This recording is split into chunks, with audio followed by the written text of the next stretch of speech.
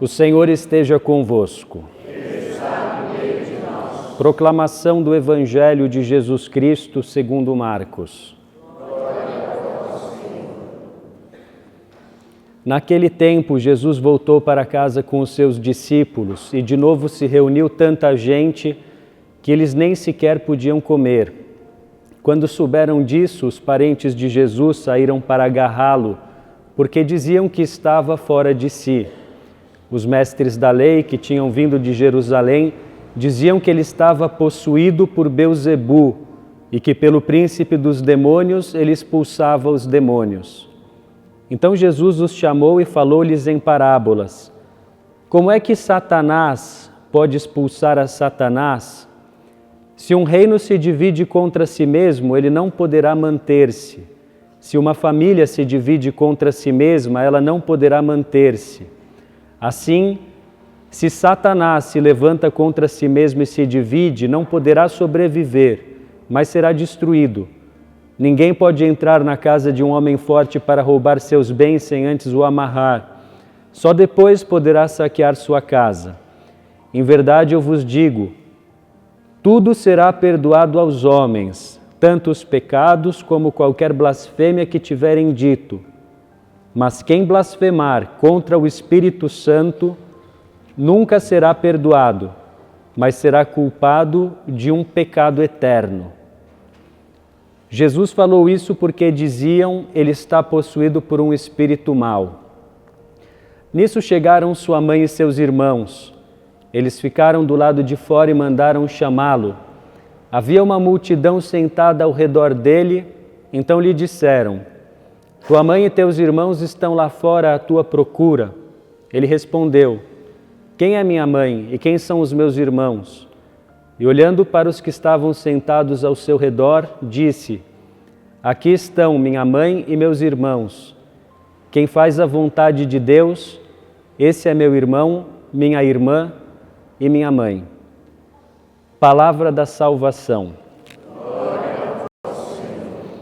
Per evangelica dicta, teliantur nostra delicta. Louvado seja nosso Senhor Jesus Cristo. Uma boa noite a todos.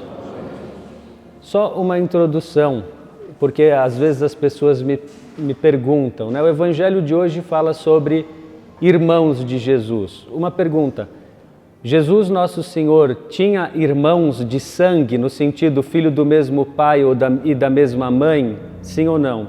Não. Tá? Então por que que o Evangelho fala de irmãos de Jesus? Porque Jesus, assim como os apóstolos e aqueles que escreveram os Evangelhos, falavam o aramaico e certamente tinham algum conhecimento de hebraico. E nessas línguas a palavra irmão, é uma única palavra para dizer tanto irmão, filho do mesmo pai ou da mesma mãe, como dizer algum parente, primo, alguém pertencente ao mesmo clã, pertencente à mesma tribo de Israel, em algumas passagens da Bíblia até mesmo alguém proveniente de uma mesma cidade. E por isso, ao falar dos irmãos de Jesus, está se referindo a parentes de Cristo. E tanto é assim que Jesus não tinha irmãos de sangue, que quando ele morreu na cruz, ele precisou deixar Nossa Senhora aos cuidados de São João Evangelista, porque não havia nenhum irmão de Nosso Senhor, porque Nossa Senhora permaneceu sempre virgem, antes, durante e depois do parto de Nosso Senhor Jesus Cristo.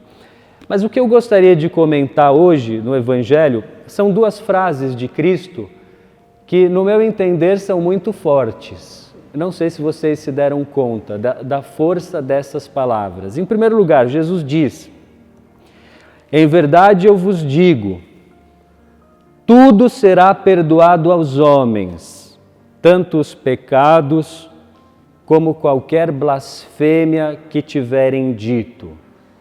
Claro, aqui Jesus fala, tudo será perdoado aos homens no sentido de que tudo poderá ser perdoado aos homens. Alguns pecados não vão ser perdoados para quem não se arrepender deles, mas tudo pode ser perdoado aos homens.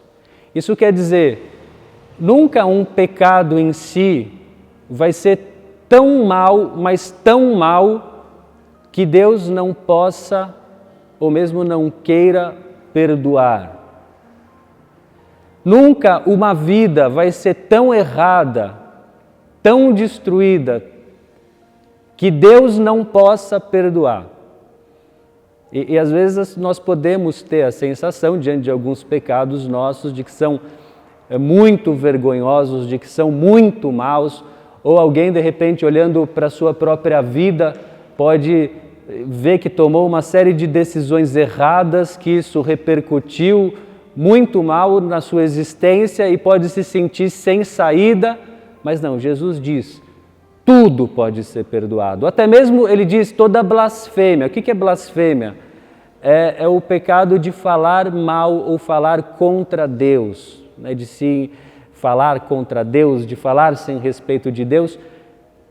Tudo pode ser perdoado por Deus. E essa certeza, essa premissa, ela precisa estar muito sólida na nossa alma. Quer dizer, o Filho de Deus veio a esse mundo, morreu na cruz para nos salvar e sempre é possível arrepender-se e receber o perdão. Foi para isso que ele morreu na cruz, foi para isso que ele instituiu o batismo e foi para isso que ele instituiu a confissão, o sacramento destinado a perdoar os pecados cometidos depois do batismo. Mas o que é que pode impedir que nós recebamos o perdão dos pecados? Em seguida Jesus diz, então ele diz, tudo será perdoado, tanto os pecados como qualquer blasfêmia que tiverem dito. Porém, quem blasfemar contra o Espírito Santo nunca será perdoado, mas será culpado de um pecado eterno. Então é preciso entender o que Jesus quer dizer com essa blasfêmia ou pecado contra o Espírito Santo, um pecado eterno que jamais será perdoado. Então, como eu dizia, Deus quer nos perdoar.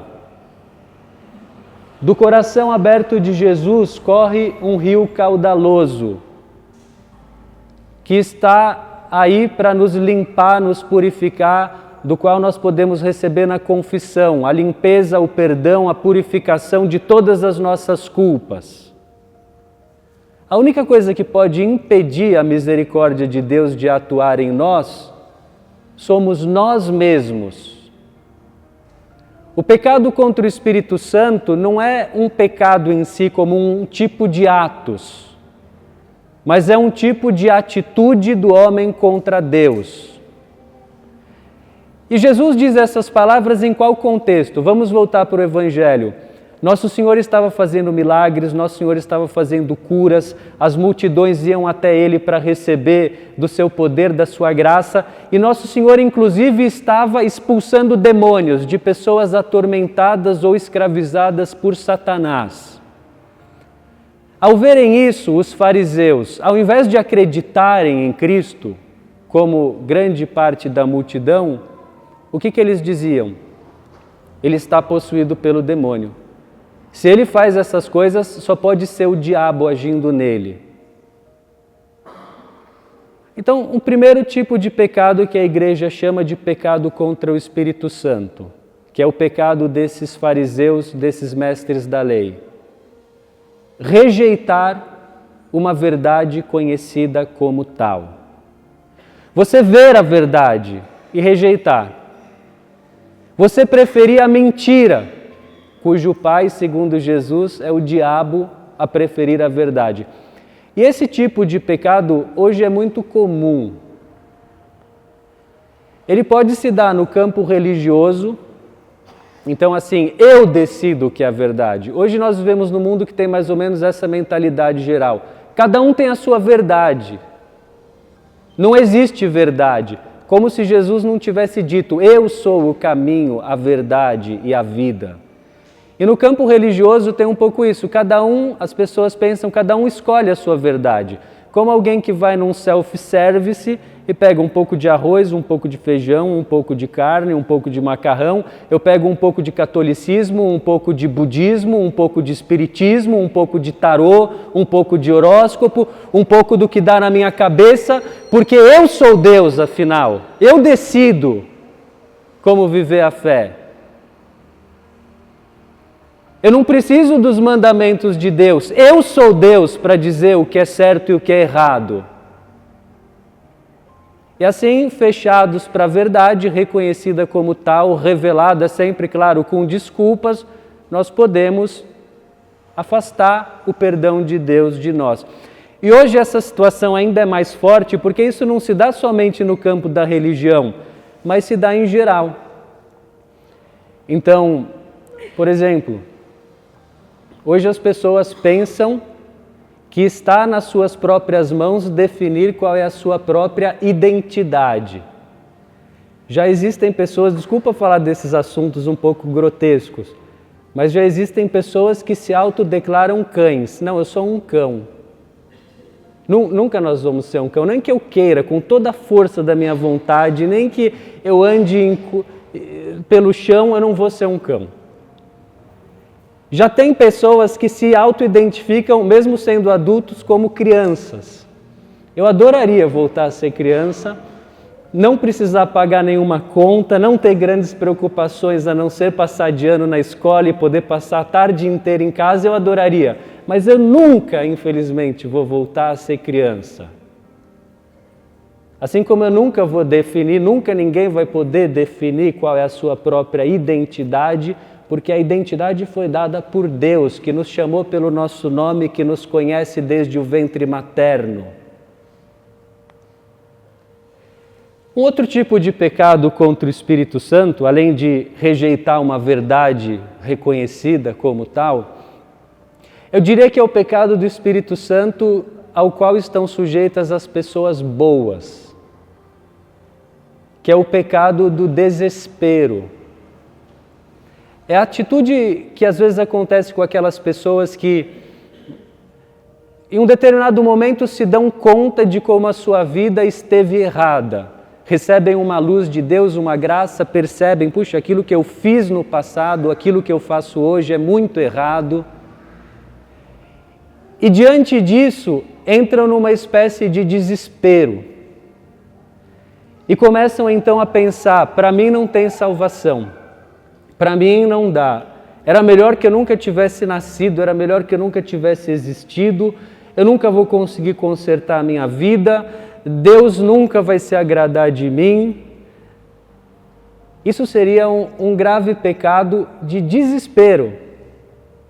É claro que, diante dos nossos pecados, é bom que nós nos envergonhemos, é natural. Nós ouvimos na primeira leitura como Adão, depois de ter sido instigado pelo demônio a pecar, quando Deus o procurou, onde estás? Adão se escondeu de Deus, com vergonha. E é normal, é bom que a gente sinta vergonha dos nossos pecados. Só que deixa eu dizer uma coisa para você. Quando você cometer um pecado que te cause muito remorso, imediatamente depois, volte-se para Deus. Reze. É claro que depois de cometer um pecado mortal, você não deve comungar. Mas não fuja de Deus. Fale com Ele.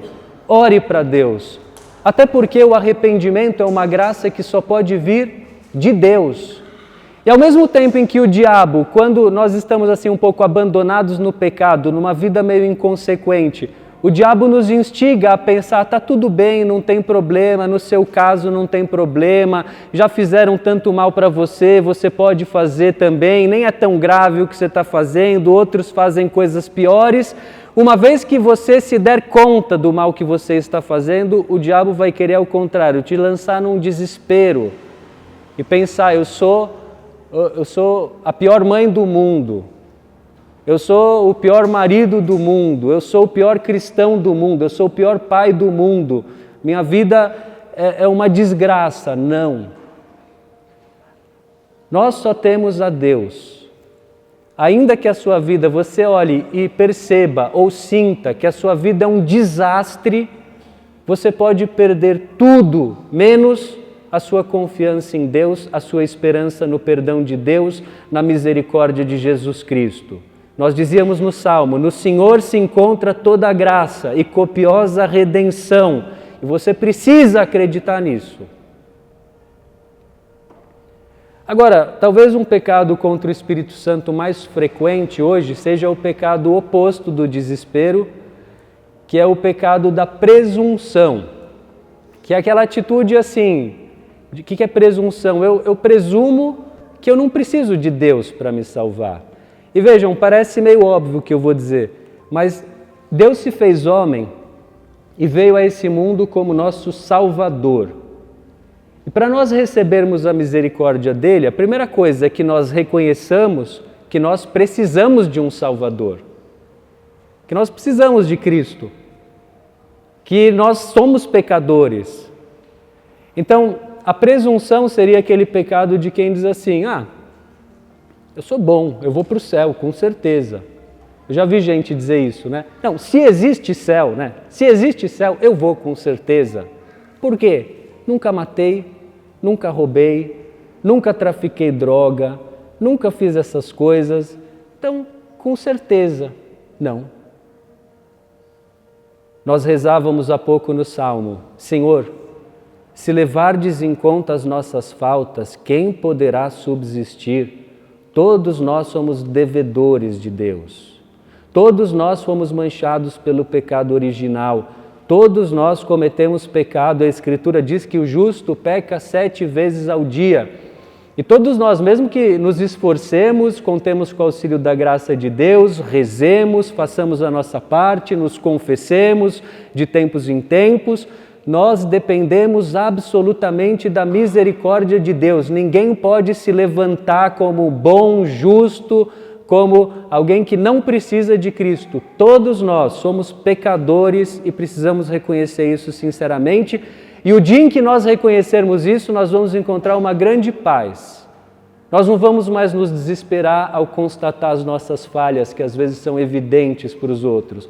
Nós não vamos nos entristecer, nos amargurar ao ver os nossos próprios pecados, porque nós vamos ter aprendido a esperar tudo de Deus e nada de nós mesmos. E por fim, eu poderia falar mais, tem o pecado de ter inveja dos benefícios espirituais que Deus faz para os outros, mas tem 2 pecados contra o Espírito Santo que são mais ou menos juntos.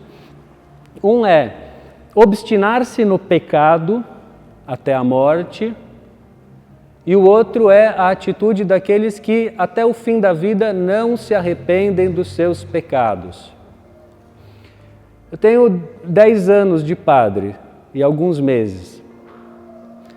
Acho que talvez 2 vezes só na minha vida como padre eu lembro de ter visto pessoas, infelizmente 2, preferia que nunca tivesse visto, pessoas que muito próximas à morte, quando foram visitadas pelo padre, e o padre sugeriu, gostaria de fazer uma confissão, vamos aproveitar, pedir perdão dos pecados para Jesus, pessoas que podendo falar, não quiseram, disseram, não, vamos lá, pede perdão, põe nas mãos de Deus, vai receber o perdão, não. Essa atitude é a atitude de quem está naufragando e quando oferecem uma boia, um colete, prefere segurar-se em si mesmo. Essa é a atitude de quem vai para um médico repleto de dor e quando o médico oferece um fármaco, toma isso aqui, diz, não, deixa que eu me resolvo. Essa atitude é a atitude daqueles para quem falta simplicidade. Por isso que Jesus diz, se vocês não se fizerem como criancinhas, não entrarão no reino de Deus. Quer dizer, nós precisamos diante de Deus ser simples, colocar nossos pecados nas mãos de Deus, esperar a misericórdia de Deus. Nesse mês de junho, nós celebramos o mês do Sagrado Coração de Jesus. Por isso, até o fim do mês, essa imagem do Sagrado Coração vai ficar aqui. E olhando para o coração de Jesus, é isso que nós precisamos pedir ao Senhor, confiança. Repito as palavras de Jesus hoje, tudo pode ser perdoado, até mesmo as blasfêmias, o Senhor quer perdoar tudo. E ao falar do seu próprio coração, Jesus diz as seguintes palavras que eu acho que servem bem para terminar essa homilia. Ele diz assim: venham a mim, todos vocês que estão cansados, sob o peso dos seus fardos, e eu lhes darei descanso. Tomem sobre vocês o meu jugo e aprendam de mim, diz Jesus, porque sou manso e humilde de coração, e vocês assim vão encontrar paz para suas almas. Vamos pedir que Nosso Senhor nos conceda essa paz. Vamos deixar no fogo que arde do seu coração aberto pela lança todos os nossos pecados, recorrendo frequentemente à confissão para que Deus queime os nossos pecados.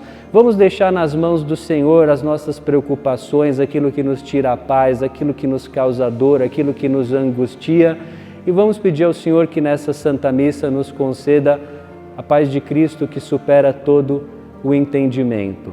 Louvado seja nosso Senhor Jesus Cristo. Para sempre seja louvado.